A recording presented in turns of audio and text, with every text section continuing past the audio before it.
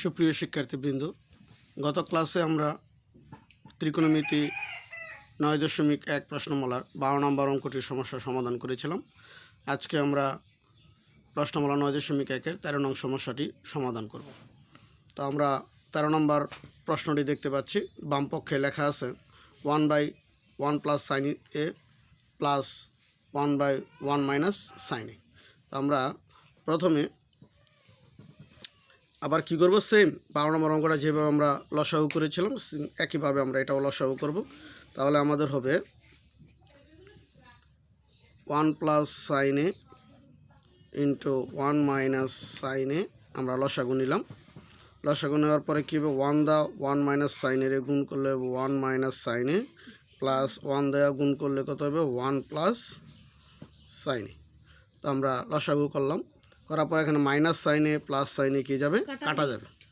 কাটা গেলে কত থাকবে, 1 1 যোগ করলে কত হবে 2। আর এখানে 1 প্লাস সাইনে ইন্টু 1 মাইনাস সাইনে, অর্থাৎ এ একবার প্লাস একবার মাইনাস, এ প্লাস বি ইন্টু এ মাইনাস বি। তাহলে সূত্র হবে কি, এ স্কোয়ার মাইনাস বি স্কোয়ার। তাহলে 1 মাইনাস কী হবে, সাইন স্কোয়ার। তাহলে এখানে আমরা দেখাবো যে এটা এ প্লাস বি ইন্টু এ মাইনাস বি, তাহলে কত হয় 1 মাইনাস সাইন স্কোয়ার। এবার আমরা একটা সূত্র দেখব। তো আমরা সূত্রটা জানি যে sine square plus cos square equal to কত 1, এটা হচ্ছে সূত্র। এখানে যদি আমরা কস স্কোয়ারটা রাখি তাহলে 1 মাইনাস কী হয়, sine square, 1 minus sine square. তাহলে এখানে আমরা দেখতে পেলাম যে 1 মাইনাস সাইন স্কোয়ার সমান কি, কস স্কোয়ার। তাহলে আমরা এখানে 1 মাইনাস সাইন স্কোয়ারের সূত্র কস স্কোয়ার বসাইতে পারি, কস স্কোয়ার আর 2 এর 2।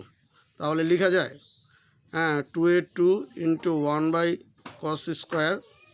তাহলে 2 এর 2 1 বাই কস স্কোয়ারের সূত্র কী আবার, সেক স্কোয়ার। তাহলে আমরা জানলাম যে এই সেক স্কোয়ার সমান সমান সূত্র হচ্ছে 1 বাই কস স্কোয়ার। তাহলে এটা একটা সূত্র এখানে প্রয়োগ হয়েছে, আবার এখানে আরেকটা সূত্র প্রয়োগ হয়েছে।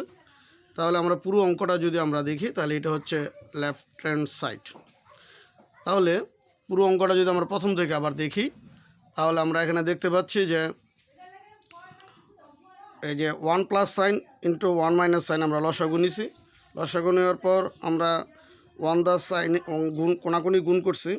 তাহলে 1 মাইনাস সাইনে প্লাস 1 প্লাস সাইনে, সাইন সাইন কাটা গেলে প্লাস মাইনাস সাইন কাটা গেলে 1 1 2।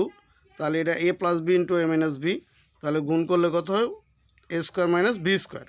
তাহলে 1 মাইনাস সাইন স্কোয়ার এই প্রথম সূত্র আমরা এখানে প্রয়োগ হয়েছে। তারপর আমরা 2 এর 2 রাখছি 1 বাই কস, আবার 1 বাই কসের আমরা সূত্র প্রয়োগ করছি সেক। ফলে আমাদের কি রাইট হ্যান্ড সাইড আমাদের প্রুফ হয়ে গেছে। তাহলে আমরা আজকে এই 13 নম্বর সমস্যাটির সমাধান করলাম। আগামী ক্লাসে আমরা আবার 14 নম্বর প্রশ্নটির সমস্যার সমাধান করব। সবাইকে ধন্যবাদ।